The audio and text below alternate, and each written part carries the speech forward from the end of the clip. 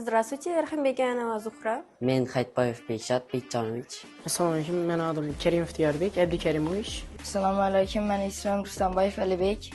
Дорогое. Osmono'par binolar. Osmono'par binolar. Osmono'par binolar. Пляж, потому что там было жарко и красиво одновременно. Dubaydagi eng qiziqarli voqea safariga borganimiz.